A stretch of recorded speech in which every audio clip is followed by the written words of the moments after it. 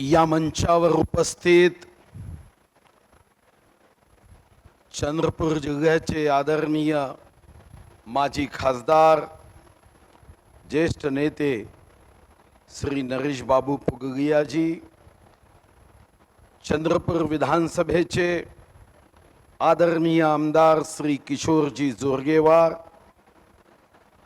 नवनिर्वाचित आमदार आदरणीय सुधाकर अडबाळगेजी, आदरणीय डॉक्टर विजयराव इंचवार जी, डॉक्टर अशोकजी जीवतोडे, महाविदर्भाच्या संपादिका प्रकाशिका मागक कल्पनाताई पगीकुंडवार, श्री वैभव पगीकुंडवार, डॉक्टर प्रभात दुबे, या कार्यक्रमाला सदिच्छा देण्यासाठी उपस्थित भारतीय जनता पार्टीचे महानगराचे अध्यक्ष डॉक्टर मंगेश गुरवाडे, काँग्रेसचे महानगराचे अध्यक्ष Ramu Bhaiya Tiwari, Shrimati Suryatai Khajanji, Shri VD Meshramji, doctor Wasgawarji, doctor Rajanitai Hazare, doctor Vijayatai Bangde, माजी जिल्हा परिषदच्या अध्यक्षा संध्याताई गुरनुगे, इतर सर्व आदरणीय मान्यवर, चंद्रपूर शहरातील माझ्या बंधूंनो, भगिनींनो व इथं उपस्थित दैनिक महाविदर्भगा ज्यांनी या रौप्य महोत्सवी वर्षात ज्यांचा सत्कार झाला असे सर्व दैनिक महाविदर्भचे खंदे कर्मचारी, अधिकारी, बंधू आणि भगिनींनो, मी सर्वप्रथम माझ्या वतीने व आपण माईकवर येऊ शकत नसल्याने आपल्याही वतीने आदरणीय कल्पनाताई पगीकुंडवार यांचं या रौप्य महोत्सवी वर्षानिमित्ताने अभिनंदन करतो, सदिच्छा देतो, शुभकामना देतो. दैनिक महाविदर्भचा प्रवास असाच वेगाने अमृत महोत्सवी वर्षापर्यंत पुढे जावा, त्याही पुढे जावा ही सदिच्छा देत असताना कल्पनाताई जेव्हा अमृत महोत्सवी वर्ष दैनिक महाविदर्भचा होईल तेव्हा आमचाही आमदार म्हणून रौप्य महोत्सवी वर्ष साजरा झालेला असावा हीच माता महांकाळीच्या चरणी प्रार्थना आहे. खरं तर या ठिकाणी श्री केशवरावजी यांचं मिशन इतक्या उत्तम पद्धतीने कल्पनाताई पुढे चालवतील, मला वाटतं की सामान्यपणे अशी कोणीही कल्पना कधीही केली नव्हती. पण आदरणीय कल्पनाताईंनी आदरणीय स्वर्गीय केशवराव काकांचं जे मिशन होतं ते मिशन जनतेचा बुलंद आवाज म्हणून दैनिक महाविदर्भाचं जे चित्र होतं ते तशाच पद्धतीने पुढे नेलं. दैनिक महाविदर्भ हा चंद्रपूर गडचिरोली जिल्ह्याच्या जनतेचा आवाज झाला. साधारणतः वर्तमानपत्र म्हटलं की त्या वर्तमानपत्राच्या सोबत त्याच्या मालकाचं नाव हे जोडलं जातं, पण दैनिक महाविदर्भाचं जर नाव जोडायचंच असेल तर ते मालकाशी नव्हे जनतेशी जोडलं पाहिजे. इतकं उत्तम कार्य दैनिक महाविदर्भाने जनतेचा आवाज बनवून केलं. खरं तर मी राजुऱ्याचा कार्यक्रम करून इथं आलो तेव्हा या ठिकाणी समोरच काही फोटो प्रदर्शित करण्यात आले आणि जेव्हा हे फोटो मी बघत होतो तेव्हा गत इतिहासामध्ये मन तसंच गेलं की दैनिक महाविदर्भाच्या विकासाच्या प्रगतीचा मीही एक साक्षीदार आहे. जेव्हा कलर ऑफसेटचं उद्घाटन झालं तेव्हाही मी व माझी धर्मपत्नी यांच्या हस्ते दैनिक महाविदर्भाच्या कलर ऑफसेटचं म्हणजे रंगीत महाविदर्भाचं प्रकाशनाची सुरुवात करण्याचं सौभाग्य मला प्राप्त झालं. मला आठवतं की 1999 मध्ये जेव्हा मी पहिल्याच टर्ममध्ये मंत्री झालो तेव्हा दैनिक महाविदर्भाने जे प्रेमाचा स्नेहाचा सत्कार केला तो एक ऊर्जादायी आणि प्रेरणादायी असाच सत्कार राहिला आहे. आज खरं तर वर्तमानपत्राच्या सृष्टीमध्ये मिशन ते प्रोफेशन असा प्रवास सुरू झाला. स्वातंत्र्याच्या अगोदर स्वातंत्र्याच्या लढाईमध्ये मोठं योगदान वर्तमानपत्राचं असायचं. महात्मा गांधींपासून तर लोकमान्य टिळकांपर्यंत व विश्वरत्न महामानव डॉक्टर बाबासाहेब आंबेडकरांपासून या देशापैकी अनेक स्वातंत्र्यवीरांनी वर्तमानपत्राच्या माध्यमातून समाज प्रबोधन करण्याचं काम केलं. समाजामध्ये एक विचार, एक अतिशय उत्तम समाजाला दिशा देण्याचं काम वर्तमानपत्र करायचे. खरं तर 21व्या शतकामध्ये दोन आव्हानं जी दिसत आहेत ती म्हणजे एक विषारी अन्न, ज्यामध्ये रासायनिक खतं आणि रासायनिक औषधीची प्रक्रिया मोठी होत आहे, ज्यातून 2000 पासून 2022 पर्यंतचे याचे मृत्यू 300 पटीने वाढले. पण यापेक्षाही एक मोठा धोका आहे आणि तो म्हणजे विषारी विचाराचा. आज दुर्दैवाने विषारी अन्नासोबत एक सामना समाजाला करावा लागतोय आणि तो म्हणजे विषारी विचाराचा. विषारी अन्नाने एखाद्याच्या शरीरावर परिणाम होतो, पण विषारी विचाराने समाजाच्या मोठ्या समूहावर परिणाम होतो. आणि अशा वातावरणामध्ये आदरणीय कल्पनाताईंनी समाजामध्ये जे उत्तम कार्य करतात, समाजसेवा करतात, सूरजना बन पाए तो दीपक बनके जगता चल, अशा पद्धतीच्या कार्यांनी समाजामध्ये योगदान देतात, त्यांच्याही सत्काराचा कार्यक्रम आयोजित केला. या ठिकाणी ज्या 7 संस्था व व्यक्तींचा सत्कार केला, मी त्यांचेही अभिनंदन करेन. भगवान अंचलेश्वराच्या चरणी प्रार्थना करेल की यांच्या कार्यासाठी तू ऊर्जा दे, उत्साह दे, भरभरून आशीर्वाद दे.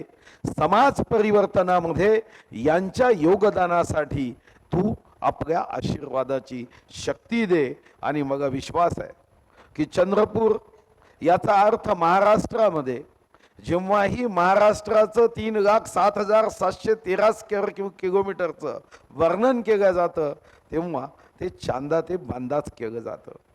चांदा हा शब्द उच्चारल्याशिवाय महाराष्ट्राचं वर्णन कधीच पूर्ण होत नाही.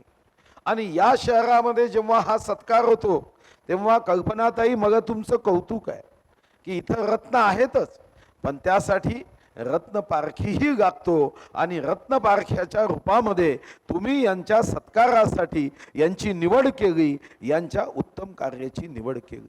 खरं तर चंद्रपूरचं वैशिष्ट्य हे मे महिन्यात जेव्हा NDTV ABP माझामध्ये महिन्यातून 4-5दा तरी बातम्या येतात की जगातली सर्वात जास्त उष्ण शहर म्हणजे चंद्रपूर, तेव्हा माझ्या मनात एक सकारात्मक भावना जन्माला येते.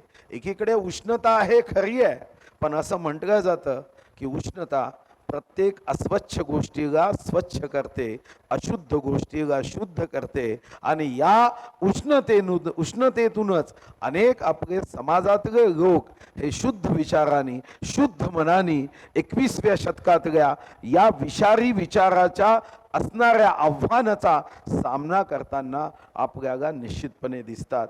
आणि मग विश्वास आहे की खरं तर एक म्हण आहे, बाप से बेटा सवाई, पण कल्पनाताई ती मन बदलावी लागेल अशा पद्धतीचं तुम्ही कार्य केलं. आता बाप से बेटा नाही, बाप से बेटी सवाई असं म्हणण्याचं तुम्ही कर्तृत्व या ठिकाणी दाखवलं.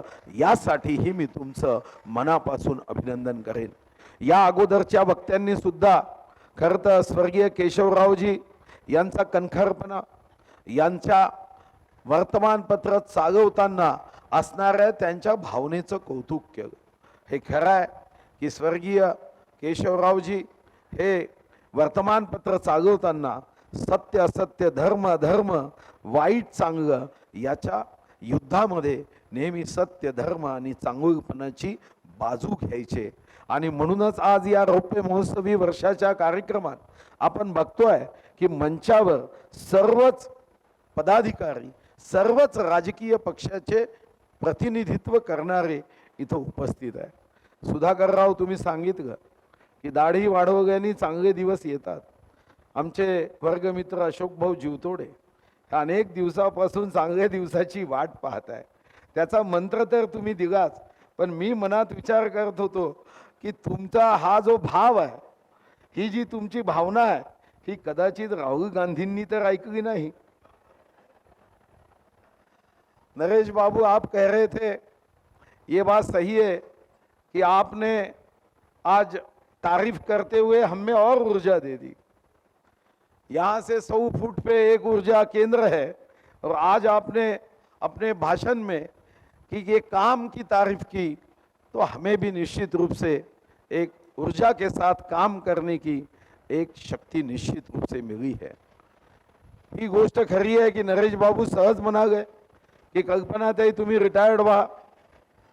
न्यूज़पेपर और राजनीति ऐसी है कि जहां पे कोई खुद होकर कभी रिटायर्ड नहीं होता।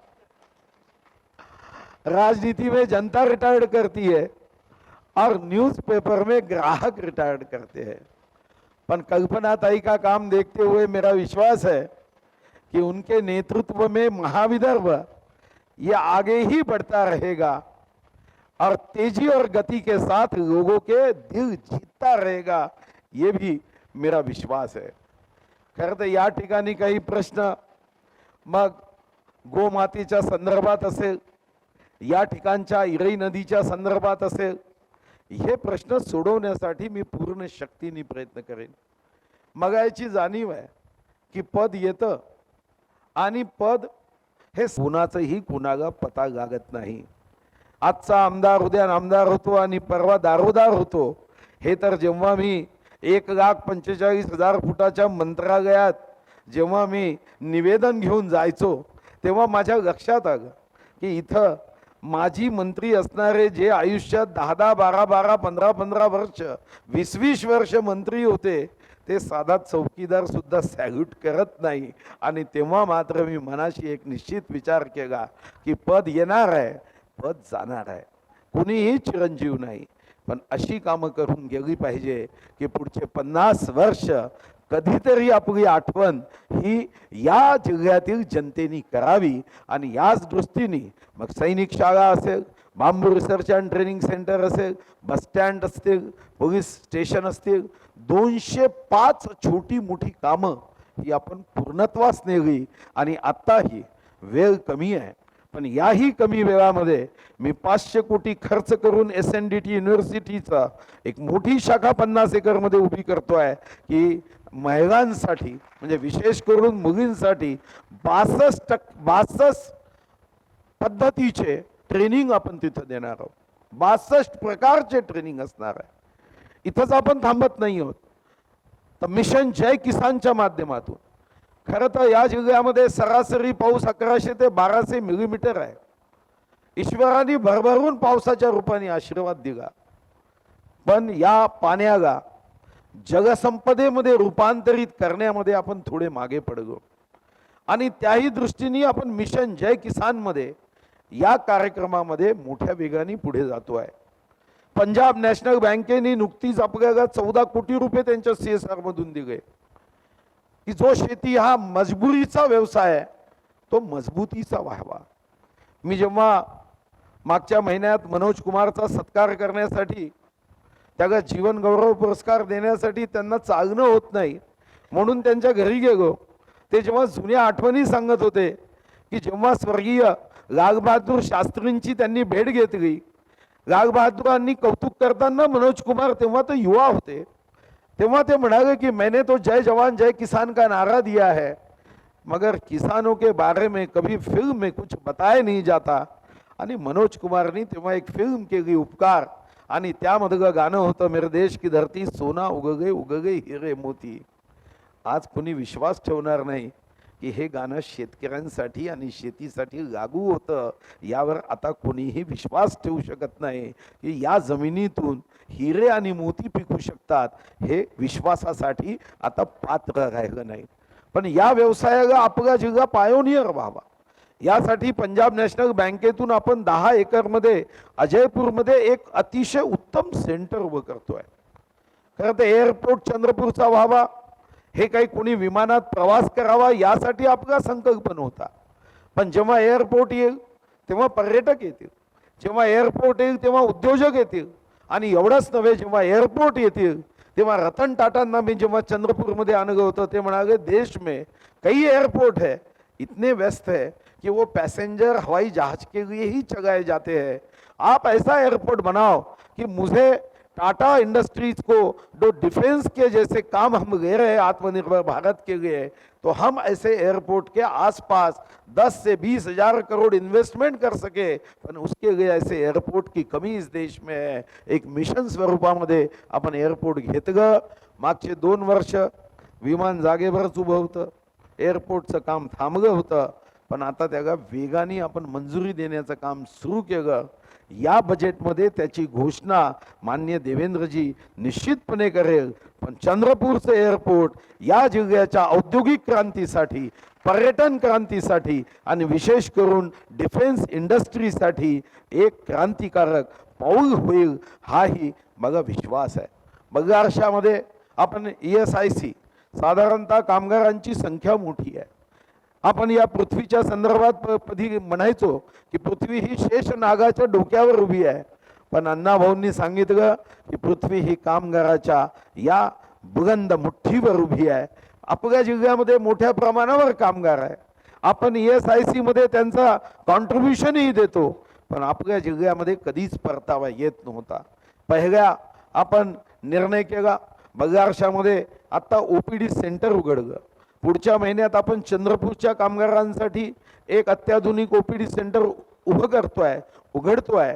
येणाऱ्या 2 महिन्यात चंद्रपूरचे उद्घाटन मी सन्माननीय दोन्ही आमदार करतील, पण यासोबत मी स्वतः भूपेंद्र यादवजी जे कामगार मंत्री आहे त्यांच्यासोबत चर्चा केली की जो नियम ESICचा आहे की 50,000 मजूर असल्याशिवाय, 50,000 कामगार असल्याशिवाय 100 बेडेड हॉस्पिटल दिल्या जात नाही।